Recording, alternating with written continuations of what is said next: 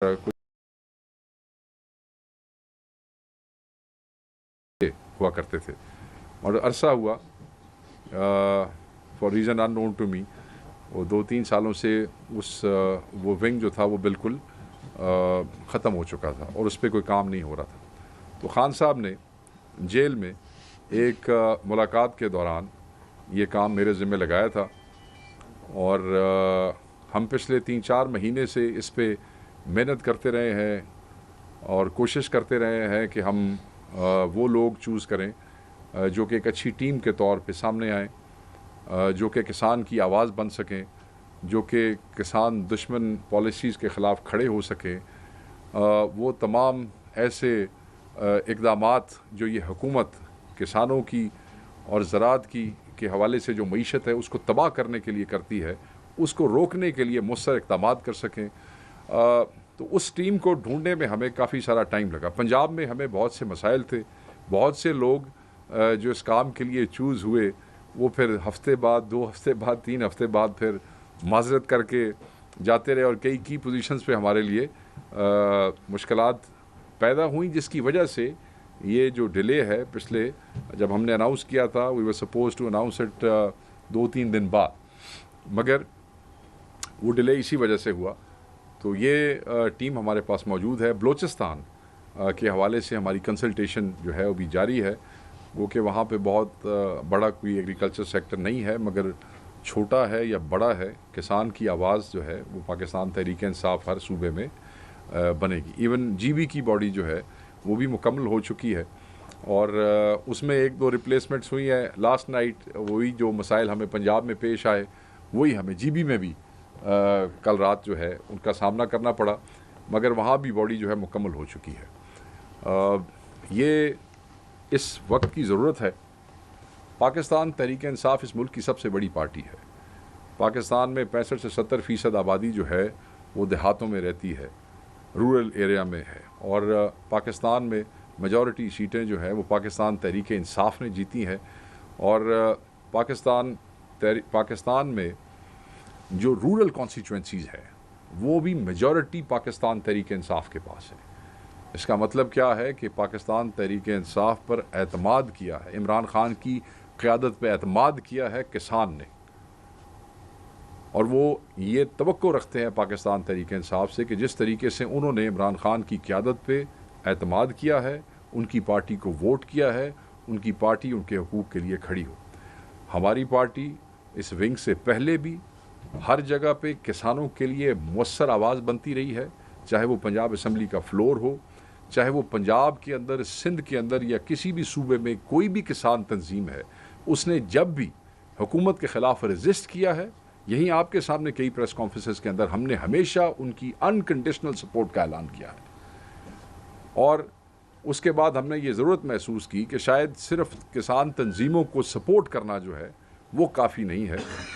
किसान जिस पे एतमाद करते हैं, किसानों ने जिसको वोट दिया है, किसानों के जो हकीकी नुमाइंदे हैं, उनको खुद आगे बढ़ के इसमें जो है इनिशिएटिव लेना पड़ेगा और सामने आना पड़ेगा, क्योंकि ये हुकूमत जो है ये किसी न किसी हवाले से तंजीमों को न्यूट्रलाइज़ करने में कामयाब हो जाती है। अगर ये कामयाब नहीं हो सके तो अभी तक पाकिस्तान तहरीक इंसाफ को जो है अपनी फस्तायत, अपने जबर और जुल्म के बावजूद दबाने में कामयाब नहीं हो सके। कहीं ना कहीं से कोई ना कोई चीज़ सर निकाल के खड़ी हो जाती है, खामोश नहीं है, बोल रहे हैं। तो ये आज का दिन हमारे लिए इसलिए बड़ा अहम है क्योंकि अगला 1-1.5 माह जो है वो पाकिस्तान में किसानों के लिए वो बड़ा सख्ती का भी है, बड़ा अहम भी है, और जो चीज़ें हमारे सामने आ रही हैं वो बड़ी ही परेशान कुन है। चंद चीज़ें जो हैं उनको मैं डिस्कस करना चाहूँगा, उसके बाद मैं अपने तमाम दोस्तों को रिक्वेस्ट करूँगा कि वो आपसे वेरी शॉर्ट जो है वो बात करेंगे। एंड आई नो कि आप इस टॉपिक के अलावा भी आपके जहन में बहुत सारी चीज़ें हैं जो आप बाद में करेंगे, but I will only talk about this Kisan wing today, but if there will be any questions regarding any other issue, तो I would love to answer that as well. देखें, जो ये असल में जो तमाशा शुरू हुआ है जी, वो आप अपने जहन में रखिएगा। जो कॉस्ट ऑफ प्रोडक्शन है किसान की, जो एक बोरी पे या एक मन पे आप कह लें आती है, अगर उसमें से उस कॉस्ट ऑफ प्रोडक्शन का सिर्फ 100 रुपया उसको कम मिले, अगर जो लागत उसकी आई है ना जी, अगर उसमें से उस बैग पे उसको 100 रुपया कम किया जाए तो पूरे पाकिस्तान में किसान को 75 अरब रुपए का नुकसान है। और 75 अरब में से सिर्फ पंजाब में किसान को 50 अरब रुपए का नुकसान है अगर 100 रुपया कम हो। हम ये देखते हैं कि इस वक्त कीमत पंजाब में मुख्तलिफ अजला में, सिंध में भी सेम चीज़ है, मुख्तलिफ अजला में वो वेरी कर रही है। वो निकलती है 1800, 1900, 1700, 2100 मैक्सिमम। मगर जहाँ कोई किसान की मजबूरी का फ़ायदा उठा सकता है, मिडिल मैन हो जाए या कोई भी हो जाए, वो उसको उसी तरह। सो बेसिकली ये वेरी कर रही है 1700 से लेके 2100 के दरमियान।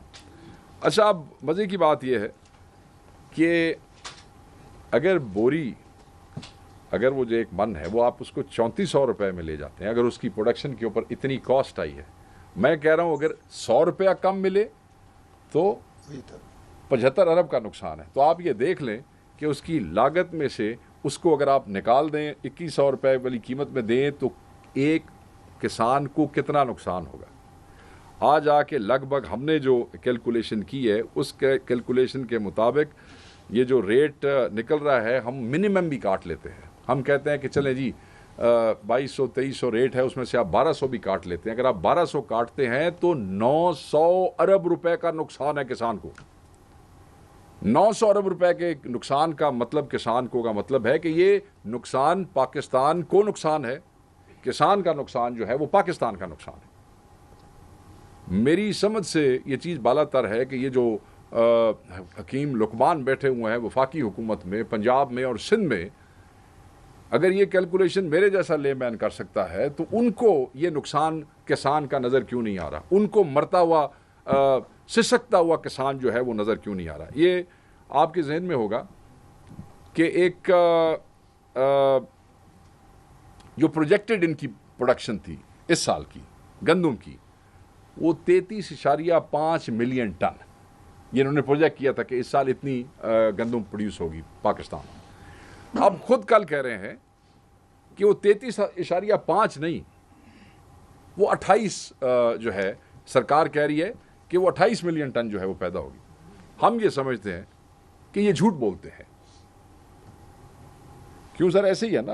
हम ये समझते हैं कि ये 28 मिलियन भी नहीं, ये 24-25 तक, बस इससे ज़्यादा नहीं होगा। और अगर उस हिसाब से हम देख लें तो फिर क्या होगा? फिर होगा ये कि जो गैप होगा 33.5 मिलियन टन और 25 या 28 मिलियन टन के दरमियान, 28 ही लगा लेते हैं हम, तो वो 5.5 मिलियन टन का गैप होगा।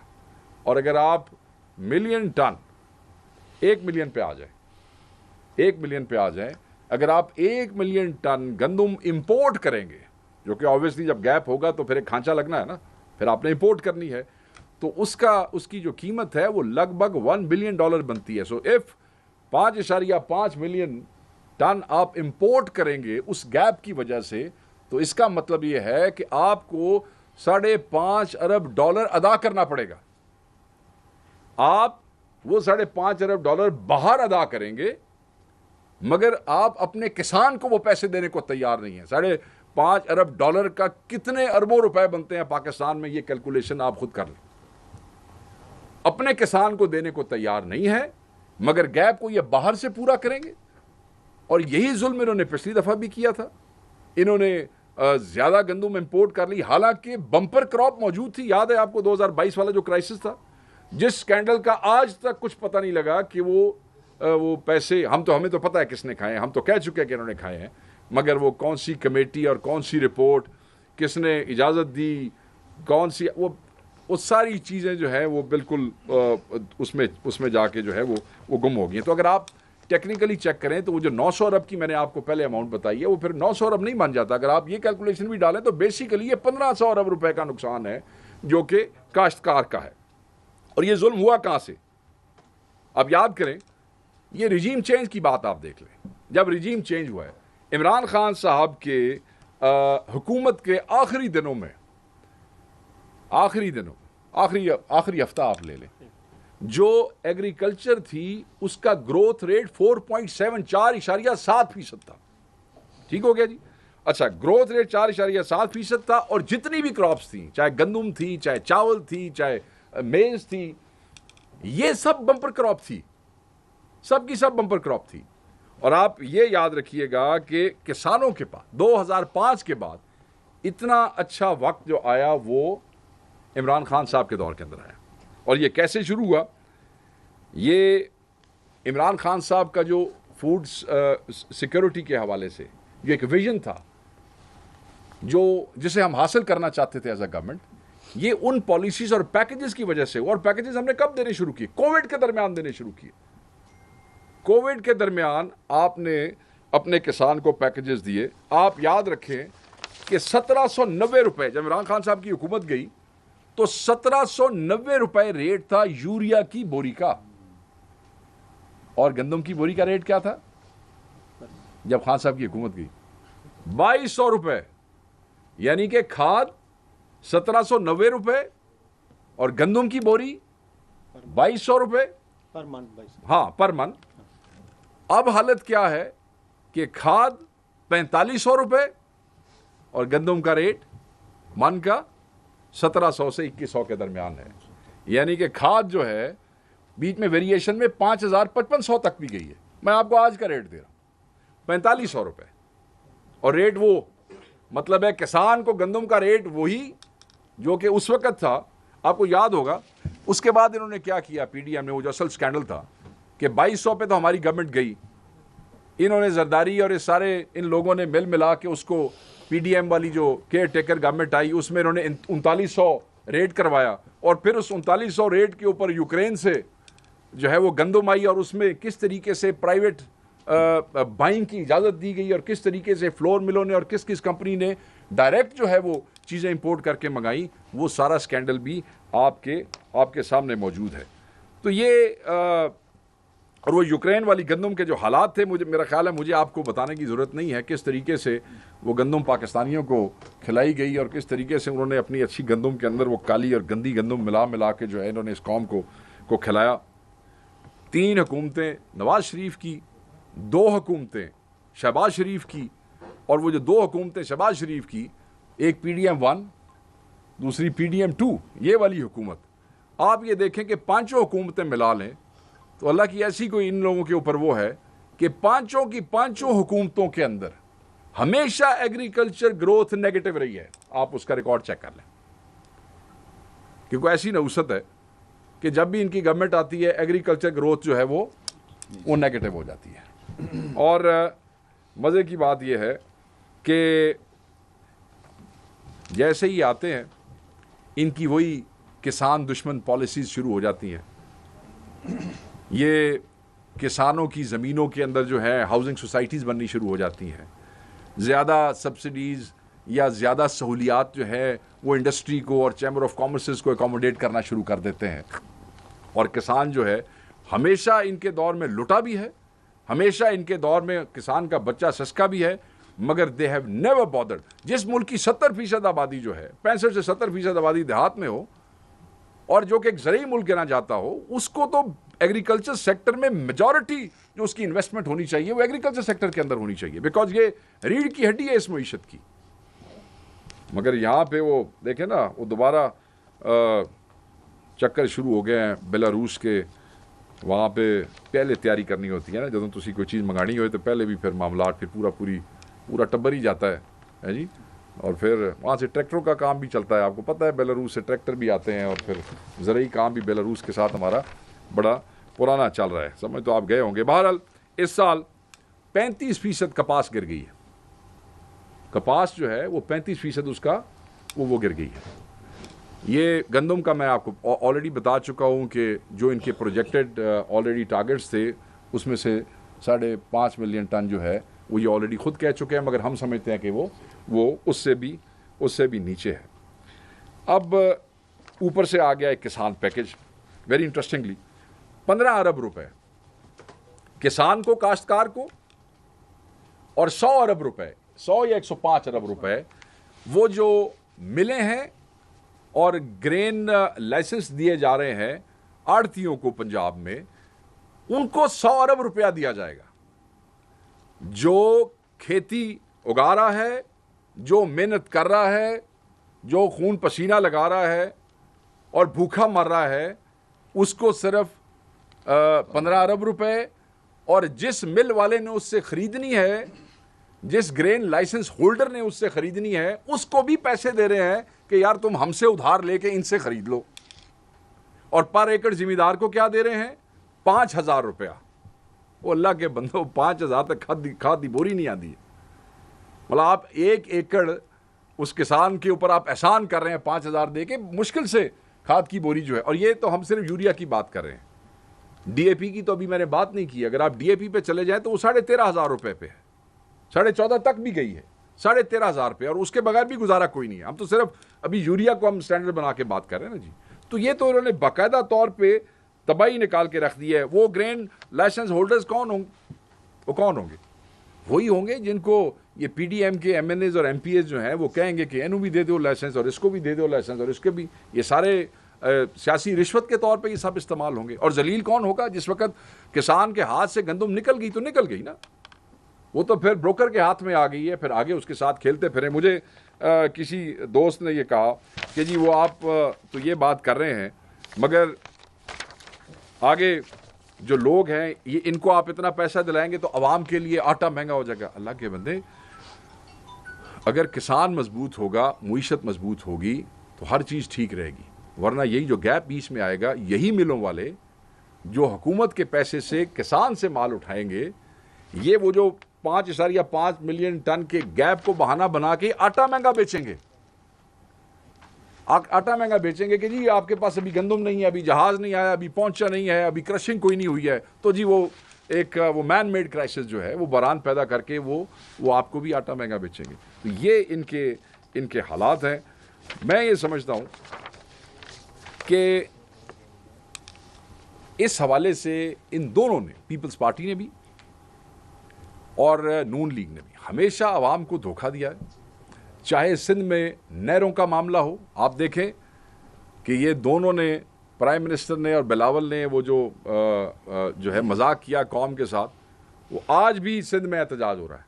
वो कोई नहीं ख़त्म किया एहतजाज उन्होंने। वो कहते हैं उनको यकीन नहीं है, they don't believe these guys, क्योंकि नोटिफिकेशन अभी तक वापस नहीं हुआ है और सिंधी भी अभी तक सड़कों से नहीं उठे हैं। क्यों जी लोन साहब? ऐसे ही है, वो भी अभी अपनी जगहों के ऊपर बैठे हुए हैं, इसलिए कि दे डोंट बिलीव देम। और सिंध में इनके वज़रा के साथ क्या हो रहा है, इनके जलसों के साथ क्या हो रहा है, पथराव हो रहा है। सिंधी अवाम जो है वो बिफरी हुई है, वो इनकी शक्लें नहीं देखना चाहती है। मैं तो पहले भी कह चुका हूं कि ये लड़ाई है पानी बेचने वालों में और पानी बचाने वालों में। ये पानी बेचने वाले हैं, इन्होंने हमेशा सिंध के सौदे किए। और दूसरी तरफ पंजाब की लीडरशिप जो है, उसको भी मैं ये कहना चाहता हूं कि उसकी भी किसान दुश्मन पॉलिसीज हैं, और ये नहरें उतनी क्या, उससे ज़्यादा ख़तरनाक हैं पंजाब की ज़मीनों के लिए। क्योंकि जब आप इन नहरों को पानी देंगे तो कहीं से तो हिस्सा काटेंगे ना, जब आप वो हिस्सा काटेंगे तो बाकी वो इलाका जो है वो फारिग हो जाएगा पानी से। तो ये आज के इश्यूज़ हैं गंदम के हवाले से, किसान के हवाले से, नहरों के हवाले से। तो ये इट्स अ हाई टाइम कि हमारी टीम ऑन ग्राउंड होती। अल्हम्दुलिल्लाह पंजाब में डिस्ट्रिक्ट लेवल तक जो है वो तंजीम साजी मुकम्मल हो चुकी है। केपी में अगले 3-4 दिनों में डिस्ट्रिक्ट लेवल तक हमारे लोग जो हैं वो पहुंच जाएंगे। मुशावरत के साथ बहुत से ज़िलों में मुशावरत हो रही है। सिंध में ये ऑलरेडी वहाँ पे मुशावरत का प्रोसेस शुरू है, और आज हमने ये ज़रूरी समझा कि इनको यहाँ बुला के बहैसियत मरकज़ जो है वो हम आपके साथ ये शेयर करें कि इंशाअल्लाह ताला पाकिस्तान तहरीक इंसाफ किसान की आवाज़ थी, किसान की आवाज़ है और किसान की आवाज़ रहेगी। और हर वो रुकावट जो किसान के रास्ते में आएगी, हर वो मुसीबत जो किसान पे आएगी, हम वो सबसे पहले उसके सामने खड़े हो जाएंगे। और उनके उस एतमाद का जो उन्होंने इमरान खान पे किया है, हम कोशिश करेंगे कि उसका हक़ अदा करें, और उसके लिए हम हर हद से गुज़र जाएंगे। किसान को भूखा नहीं मरने देंगे। और ये जो किसान दुश्मन है बिल्कुल वन लाइनर है, जो किसान दुश्मन है वो पाकिस्तान दुश्मन है। किसान दुश्मनी पाकिस्तान दुश्मनी है, और इंशाअल्लाह ताला इन दुश्मनों को का हम सामना करेंगे, और इनसे हम किसान के लिए जितना हक़ इनसे ले सके जो हमारे इख्तियार में हुआ वो हम लेके देंगे। मैं आपसे इस सेक्टर के हवाले से ज़्यादा बात, मेरी आज आपको तकलीफ़ देने का मकसद यही था कि we wanted to formally inform you guys, announce कि this is what we have done, we are in the field now. और जो हमारा अगले जो प्रोग्राम्स होंगे वो पंजाब में, सिंध में, केपी में और बलूचिस्तान में होंगे, गिलगित बल्तिस्तान में होंगे। और वो ऑन ग्राउंड हमारे सारी तंजीमें जो हैं वो अपने कन्वेंशंस भी करेंगी किसानों के, वो अपने सेमिनार्स भी करेंगे, और जहाँ जहाँ पे किसान मुसीबत में होगा वहाँ उसके साथ मिल के उसके हक़ के लिए एहतजाज भी करेंगे। और उसको इंशाल्लाह पंजाब, सिंध, हर जगह पे जहाँ पे ये मुसीबतें होंगी, पाकिस्तान तहरीक इंसाफ का किसान विंग उसको लीड करेगा इंशाल्लाह ताला। मैं आपसे बस रिक्वेस्ट करूँगा कि मेजर साहब कुछ बात करेंगे, और फिर पंजाब के प्रेसिडेंट, सिंध के, और उन्हें मैं कहूँगा कि वो आपको तकलीफ़ देंगे थोड़ी। मेजर साहब, आप बहुत शुक्रिया। मेजर साहब का बैठना इसलिए ज़रूरी है कि ये वाहिद हुकूमत है हमारी पूरे पाकिस्तान में, और यहाँ पे जो हमारे लोगों के मसाइल होंगे किसान विंग के, obviously he will be the first person to respond to it. Sir basically हमारी वाहिद हुकूमत है जो बच गई थी, वरना बाकी चीनी जा चुकी है हमसे हुकूमतें, वो भी हमारी थी। बहरहाल सर बहुत शुक्रिया। आज चूँकि ये बेसिकली हमारी तंजीम के हवाले से है, तो इंशाल्लाह बहुत, जिस तरह शेख साहब ने बता दिया कि कुछ ही दिनों में इन कंसल्टेशन विद हमारे जो भी नए प्रेसिडेंट बने, अरबाज जंदात साहब, और जनरल सेक्रेटरी बने, तो मरकज़ के साथ जो हमारी तंजीम है उनके साथ मिल के ग्रास रूट लेवल तक इसको हम लेके जाएंगे। बेसिकली हमारे कायद का खान साहब का विज़न यही था कि आप जो भी काम करते हैं आप ग्रास रूट लेवल तक जाएं, ताकि एड्रेस हो जाए आप रिक्वायरमेंट क्या है लोगों की, कम्युनिटी की क्या रिक्वायरमेंट है, फार्मर्स की क्या है। तो बेसिकली एक बहुत बड़ा लिंक होगा फार्मर कम्युनिटी और हुकूमत के दरमियान, और जो वो लोग जो मैटर करते हैं।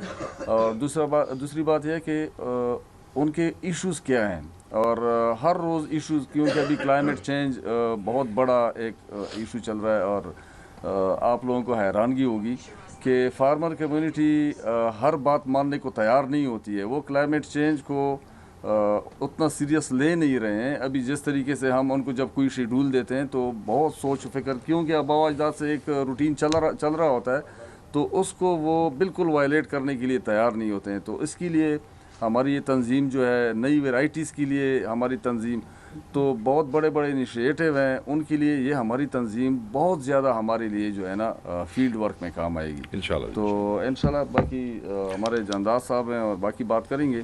तो एग्रीकल्चर के हिसाब से हम एक अलग नशिस्त करेंगे मीडिया के साथ, बहुत सारे इनिशिएटिव्स हैं, और मैं सबको इनवाइट करूंगा इंशाल्लाह। उस सिलसिले में हम आपसे अलग से बात करेंगे। बिल्कुल, थैंक यू सर। मैं प्रेसिडेंट किसान विंग पंजाब, हमारे MP हैं पंजाब से सिटिंग, मेजर सरवर साहब, आपसे सर गुजारिश करूंगा आप इधर आ जाए, दूर आ जाए सर। बस शॉर्ट एंड हमारे दोस्तों का पेशेंस भी जो है ना। बिस्मिल्लाहिर्रहमानिर्रहीम। आज पाकिस्तान तहरीक इंसाफ की तरफ से ये जो किसान विंग को नए सिरे से दोबारा लॉन्च किया जा रहा है, और जितना जुल्म इस वक्त हुकूमत ख़ास तौर पर पंजाब में किसानों के साथ कर रही है, तो हम एक नए नारे के साथ कि खान का किसान खुशहाल पाकिस्तान को लेकर उठेंगे। और इंशाअल्लाह अज़ीज़ आपको नज़र आएगा कि पंजाब में किसान इनकलाब लाने के लिए तैयार हैं। वो इस वक्त बहुत मजबूर है, उन्हें जितना तंग किया जा सकता था वो तंग किया जा रहा है। और ये जो नई नहरों वाला मामला है, शेख साहब ने बिल्कुल ठीक कहा कि बुनियादी तौर पर इसका ज़्यादा नुकसान पंजाब को होना है। सिंध वाले अपना शोर करेंगे, बाकी लोग अपनी बात मनवा लेंगे, बेलाखिर ये सारा जो जुल्म है वो पंजाब पर किया जाएगा। तो इंशाअल्लाह अज़ीज़ हम किसानों को जगाएंगे भी सही, उनके साथ लेके चलेंगे और इस जालिम हुकूमत से उनसे छुटकारा हासिल करेंगे। शुक्रिया। आप बात करेंगे? कर लेते मेरे साथ बात करेंगे। हाँ जी प्लीज़। बिस्मिल्लाहिर्रहमानिर्रहीम। कर लीजिएगा। मैं सबसे पहले अपने कायद इमरान खान साहब का तहे दिल से शुक्रिया अदा करता हूँ कि उन्होंने मेरे जैसे, हमारे जैसे अदना कारकुनों पर एतमाद का इज़हार किया और हम लोग इंशाल्लाह ताला, जैसे आपको पता है कि ज़राअत जो है वो रीढ़ की हड्डी है, और पंजाब के अंदर हमारे गरीब काश्तकार की हड्डी पसली ही तोड़ दी है इस टिकटॉकर गवर्नमेंट ने। तो हम इंशाल्लाह ताला किसान की आवाज़ बनेंगे और उस किसान को, गरीब काश्तकार को तनहा नहीं छोड़ेंगे, क्योंकि इस वक्त वो बहुत मजलूम है, उसके साथ जुल्म हो रहा है, ज़्यादती हो रही है, और हमारी ये तंजीम जो है उसके हर हकूक़ के तहफ़्फ़ुज़ की ज़ामन बनेगी इंशाल्लाह। थैंक यू जानदार साहब। हमारे प्रेसिडेंट केपी आए सर, बस ठीक। बिस्मिल्लाहिर्रहमानिर्रहीम। बहुत शुक्रिया जी। हमारी इधर केपी में हुकूमत है, तो मेजर साहब तो आ गए हैं, ज़राअत के वज़ीर हैं हमारे। इसके अलावा हमारे जो ज़राअत से रिलेटेड वजारतें हैं उसमें इरीगेशन और लाइफ स्टॉक भी आ जाती है, क्योंकि मैं बुनियादी तौर पे ख़ुद ज़मींदार और लाइफ स्टॉक और ये सारे बिज़नेस करता हूँ। बुनियादी तौर पे ये हमारा जो मसला है ना, जो हमारे जो बड़े अभी जो मरकज़ में हुकूमत है, ये ज़मींदार और ये किसान और काश्तकार ख़िलाफ़ लोग ज़हनी तौर पे, इनकी बुनियाद आप देखें ना, जड़ें जहाँ से ये शुरू होते हैं, और तो ये टोटली, क्योंकि ज़मींदार का बुनियादी दुश्मन जो है हमारा काश्तकार का, वो एक आड़ती है और एक जो ये जो लोग या इनके बच्चे हैं या इनकी फैमिली है। तो पंजाब में जिस तरह इन्होंने तबाह किया काश्तकार सिस्टम को, और इधर भी, और ये जो शेख साहब ने बात किया है यूरिया और ये DAP की, ये हमारे बस से अभी बाहर हो गई। अभी हम और जगह पे कमा के ना उस काश्तकारी में हम पैसा लगा रहे हैं, इतनी यानी हमारी जो है ना ज़मींदारा ख़राब होगी। तो इंशाअल्लाह इधर हम कोशिश करेंगे अपने सूबे में भी, और मरकज़ से भी अपना हक अपना मांगेंगे इंशाल्लाह। और इधर हमारे जो रियाला हैं सरदार अली अमीन गंडापुर, ख़ुद भी ज़मींदार हैं, ज़मींदार घराने से ताल्लुक़ रखते हैं, उनको भी पता है हमारे मसले मसाइल। तो इंशाअल्लाह इधर हम अपनी टीम बना के, और जो हमारे जो ज़िले हैं उधर भी हम अपने सदर बनाएंगे, ज़िली सदर, तहसील लेवल पे भी हम जाएंगे, और फिर हम रीजन प्रेसिडेंट्स भी होंगे, विलेज काउंसिलों पे भी लेके जाएंगे इंशाल्लाह, और अपने जो लोग हैं इनको हम बेदार करेंगे और अपना हक इंशाल्लाह लेके रहेंगे। Thank you. हमारे सिंध के किसान विंग के प्रेसिडेंट हैं जमील लुंड साहब। ये हमारे MNA के, हमारे हकीकी MNA भी हैं। इलेक्शन उन्होंने MNA से लड़ा PTI के टिकट पे सिंध से, मगर वो फॉर्म 47 वाला जो मामला है आपको पता है। प्लीज़ सर आप बस शॉर्टली दोस्तों को। बिस्मिल्लाहिर्रहमानिर्रहीम।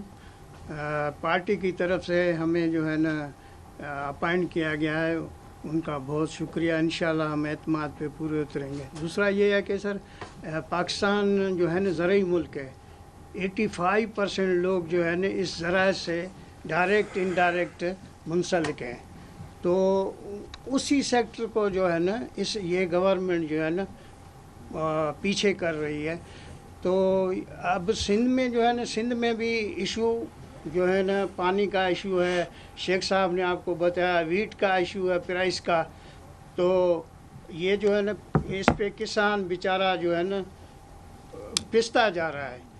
तो इस गवर्नमेंट की जो पॉलिसियां हैं वो ग्रोअर्स के फेवर में नहीं है, लेकिन इमरान खान के दौर में फार्मर ग्रोअर्स खुश था, उनको वो प्रॉफिट भी मिल रहा था।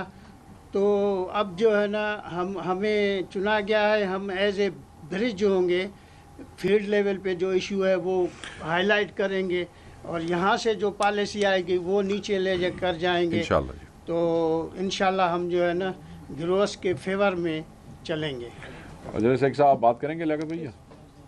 ओके चले, मैं अब बिफोर आई कैन, अब अगर आप मुझे वन लाइनर की इजाज़त दें, मैं ये इशू तो है ही है, हम इसी के लिए आपको तकलीफ़ दी है। मैं एक और बात भी कंडेम करना चाहूँगा कि इस फसाई हुकूमत ने हमेशा की तरह दोबारा इमरान खान साहब की बहनों को, इमरान साहब के वकला को, इमरान खान साहब के रुफ़का को बिल्कुल नहीं मिलने दिया। अभी जो परसों जो 6 बंदों की मुलाकात थी, जिसमें हमारे 2 MNAs थे, जिसमें आपके KP से 2 मिनिस्टर्स थे, जिसमें मुजम्मिल साहब और मुसद्दिक अब्बासी साहब भी गए हुए थे, खान साहब की अप्रूव लिस्ट में से, जो कोर्ट के ऑर्डर्स के मुताबिक है, उनको भी 6 के 6 लोगों को नहीं मिलने दिया गया। सो हम इसको कंडेम करते हैं। और अलीमा खान साहिबा बार बार अदालतों में गई, बार बार जा रही हैं, सरापा एहतजाज है, और दुनिया देख रही है कि किस तरीके से जजेस के फैसलों का मजाक उड़ाया जा रहा है। और उन्होंने बड़ा सही कहा उस दिन कि हमें तो अब ये लगता है, हम तो ये कह रहे थे कि शायद अब इन जजों को यकजहती की ज़रूरत है, हमें इनके साथ खड़ा होना चाहिए कि अगर इन्होंने एक 16वें 17वें ग्रेड के अफसर से अपने फैसले बनवाने हैं तो उसको हम कंडेम करते हैं और हम अदालत से ये डिमांड करते हैं कि ये तकाजा है, ये सिर्फ एक जज की इंसल्ट नहीं हो रही है, ये पूरी अदलिया की और अदलिया के निज़ाम की, अदालती निज़ाम की ये बेइज्जती हो रही है। और ये हमारे कायद का कानूनी हक है कि उनसे मिलने की इजाज़त दी जाए। और वो जो मुशावरत है वो पाकिस्तान में बहुत से इश्यूज़ को रिज़ॉल्व करने में और हमारा जो किरदार है उसको निखारने में काम आती है। उनके लॉयर्स का राइट है, जिस आदमी पे आपने 200 प्लस केसेस किए हुए हैं उसके पूरे हफ्ते में उसके एक वकील को भी आप उससे ना मिलने दें तो ये तो फिर बिल्कुल बेहयाई की एक हद है। तो हम उसको कंडेम करते हैं, उसके ख़िलाफ़ हम लोग कोर्ट में गए हुए हैं, वो आप दोस्त खुद उसको कवर करते हैं, बताते रहते हैं। हम सिर्फ इनको यही बताना चाहते हैं जजेस को कि आप तकड़े हों, आप अपनी ताकत को इस्तेमाल करें। जो लोग कंटेम्प्ट कर रहे हैं आप चीफ मिनिस्टर को और वज़ीर जेल खाना जात को बुलाएं और आईजी जेल खाना जात को बुलाएं और सैक करें इनको और डिस्क्वालीफाई करें इनको कि ये अदालती अहकामात का मजाक उड़वा रहे हैं इस तरीके से। Thank you very much ji. Please, house is open for the. Sir, किसानों के हवाले से शायद आप लोगों की बात सहयोग के बजाय हुकूमत कोई इक़दाम नहीं कर रही है, जो सिंध में भी लेकिन पंजाब में जो तरक्याती मंसूबे शुरू हो रहे हैं, जो नए प्रोजेक्ट शुरू हो रहे हैं और यहाँ जो हो रहे हैं, इवन माइन मिनरल बिल पर आपकी पार्टी के अंदर भी बाहमी इत्तेफाक न हो सका। इसके अलावा जो बाबर सवाती के लिए जो कमेटी बनाई गई थी उसका हाल क्या बना, एक ही बंदे ने उसे क्लियर चिट दे दिया। तो यहाँ भी तो बहुत से मसले ख़राब है, उस हवाले से देख रहा हूँ। देखें, वैसे तो मैं बिल्कुल बात नहीं करना चाहूँगा किसी भी और इशू पे, बिकॉज़ मुझे अंदाज़ा है कि जो आज का मेन इशू है, अगर मैं इधर उधर जाऊँगा तो फिर there is a room to play, असल बात कहीं चली जाएगी और दूसरी बात कहीं आ जाएगी। मगर आपने बात छेड़ी है तो मैं shortly I will only address that and I hope कि हम जो असल इशू है उसी के ऊपर रहेंगे। देखें, पहली बात तो यह है minor minerals bill, it's done and dusted, ये बात तय हो गई है। इमरान खान साहब की लास्ट 2 स्टेटमेंट्स जो जेल से आई हैं, उन दोनों स्टेटमेंट्स में माइनर मिनरल बिल का जिक्र मौजूद है और वो पॉलिसी है जो इमरान खान का एक एक लफ्ज़, एक एक हर्फ हमारे लिए हुक्म है। और वो जैसे मेरे लिए हुक्म है, जैसे पाकिस्तान तहरीक इंसाफ के हर मेंबर के लिए हुक्म है, उसी तरीके से वो आपके चीफ मिनिस्टर के लिए भी हुक्म है। और उन्होंने भी इस पर बड़ा क्लैरिटी से कह दिया कि खान साहब की डायरेक्शन, खान साहब का इशारा उनके सार आँखों पे, वो बिल खान साहब की मर्ज़ी के मुताबिक, जब तक चीफ मिनिस्टर जाके खान साहब को ब्रीफ नहीं करेंगे बकौल खान साहब, और उसके बाद फिर खान साहब बाकी से पॉलिटिकल स्टेक होल्डर्स KP के, जिसमें पूरी कैबिनेट और बहुत से लोग जिनको कंसर्न्स हैं, खान साहब जब तक उनको पॉलिटिकल लीडरशिप, पॉलिटिकल पार्टी में से लोग, जब तक खान साहब उनको नहीं मिल लेते, कोई बिल डिस्कस नहीं हो रहा, कोई बिल पास नहीं होने जा रहा। बिल की बहस अब जो लोग छेड़ रहे हैं वो मेरे ख्याल में रेलेवेंट होना चाहते हैं, शायद अटेंशन सीकर्स हैं, इसलिए कि जब एक चीज़ का फैसला हो चुका है, एक चीज़ पास नहीं हो रही है, उसको बार बार उठाना, बार बार उस पर बहस करना, मुझे तो ये वही लोग लगते हैं जो अटेंशन सीक करना चाहते हैं। When leader has spoken, that's the end of the story. Nobody is relevant after Imran Khan. Imran Khan ने जो कह दिया वो आ गया, वो हुक्म हो गया, बात ख़त्म हुई। कोई बिल पास नहीं होगा जब तक इमरान खान की मर्ज़ी नहीं होगी। बिल नहीं होगा तो नहीं होगा, कोई फ़र्क नहीं पड़ता। और जो आपने इंटरनल मामलात की बात की, उस पर भी मैं यही वन लाइनर कहूँगा, जब खान का हुक्म आ गया कोई चीज़ मैटर नहीं करती, छोटी मोटी चट चैट पार्टियों में लगी रहती है और हर पार्टी में होती है। हमारी पार्टी का क्योंकि आप लोगों से ताल्लुक़ ज़्यादा है तो बातें जल्दी बाहर निकल आती हैं, मीडिया, सोशल मीडिया गपशप होती है ना, और कई दफ़ा होती भी नहीं और निकल आती हैं बाहर, वो फिर बाद में हमें सफाइयाँ देनी पड़ती हैं कि जनाब इतने गल ही नहीं हुई। अच्छा, आप कह रहे हैं कि इमरान खान साहब ने जो है वो स्टेटमेंट दिया इस हवाले से और बिल पास नहीं हो रहा, तो उसके बाद जो है ऑल पार्टी कॉन्फ्रेंस हुई ANP की तरफ से, उसमें आपके ही पार्टी के लीडर जो है वो शिरकत करते हैं, तो आपको नहीं लगता अगर खान साहब ने इंस्ट्रक्शंस दिए हैं तो उसके बाद उनका जाना जो है वो गैर ज़रूरी? देखें, मैं अपनी पार्टी के ऊपर यहाँ बैठ के तनकीद नहीं करूँगा।